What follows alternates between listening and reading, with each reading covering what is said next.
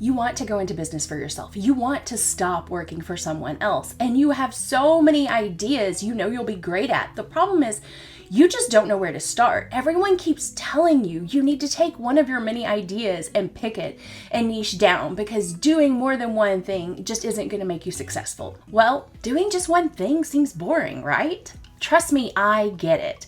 If you're new here, my name is Tanya, and I don't do just one thing. I'm a musician, I'm a blogger, I'm a passive income specialist, and I'm an avid gardener, and I incorporate all of these things into my personal brand and my business. Everyone kept telling me I needed to niche down and pick just one thing, but that made me feel stuck, like I was in a box and I just couldn't get out of it. So I broke the rules and I figured out how to do it.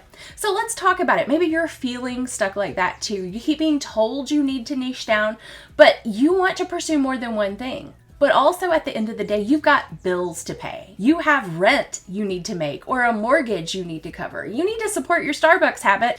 And let's not even talk about those Taylor Swift concert tickets. But friend, let me tell you, you don't need a niche. A personal brand will help you include many of your passions under one umbrella that is uniquely you.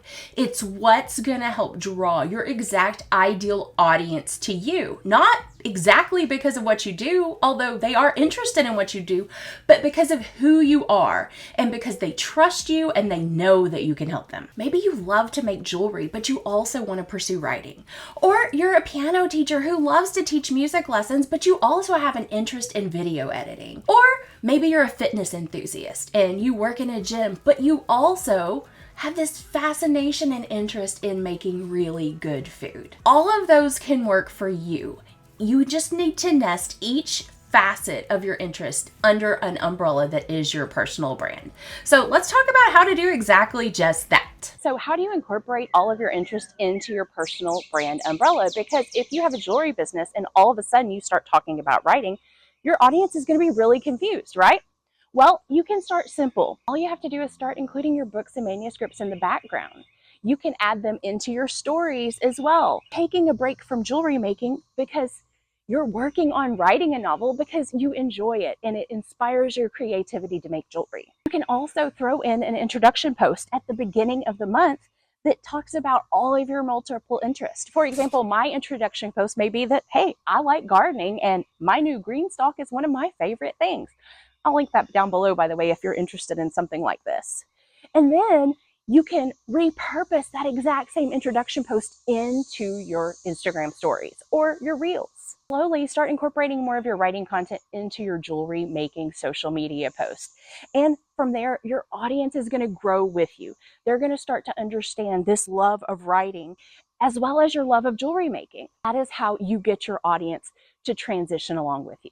Now let's talk about your website. You need to set up your website in a way that's going to include all of your multiple passions as well. So for example, your About Me page is an excellent place that you can go to talk about all of your interests. Explain to your readers why you're interested in them, what inspired you to create them. It's going to help your audience know you better. You also need to use your navigation bar to keep all of the different facets of your multi-passionate umbrella together. So at the top of the navigation bar, you're going to have a section for your writing. You're going to have your About Me section. You're going to have a section on jewelry styling because you need a blog on your website. And if you don't have one, you are seriously missing out on some organic traffic.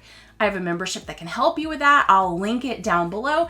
And you're going to want to have a section called Shop because you want to sell your jewelry. Then you're going to go to that website and you're going to link between content that makes sense. So for example, if your new earrings were inspired by your latest novel, make sure to include in the description about the earrings that they were inspired by your latest novel and then link that novel to the earrings.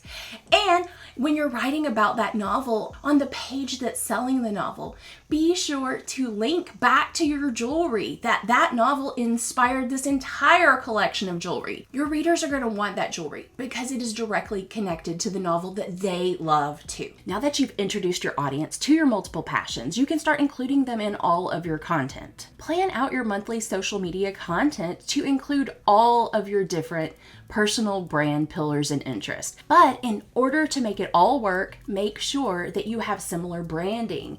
Think colors, fonts, styles, etc. That's what's going to make it a cohesive personal brand. You can also incorporate the different facets of your personal brand into one social media post.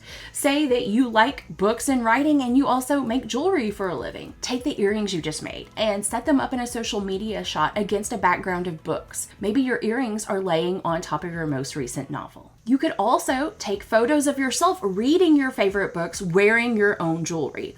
All of this is going to incorporate your different interests into one social media post. You can do the same thing with your blog post by interlinking this book inspired this jewelry, or this jewelry inspired me to write this poem, etc. Soon, your audience is going to be logging into your social media not to see what you have to offer, what your most recent jewelry is, but to see what you're doing, because now they've developed an interest in you. And while this may seem counterproductive, it's really important because it means your audience knows, likes, and trusts you.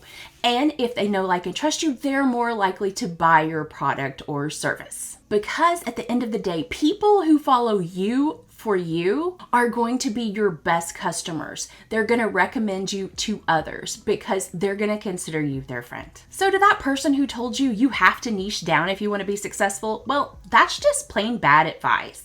So let me know in the comments what's the worst advice you've been given? It may be to niche down. And if you want to learn more about creating a personal brand, make sure you check out this video. And until next time, friends, peace out.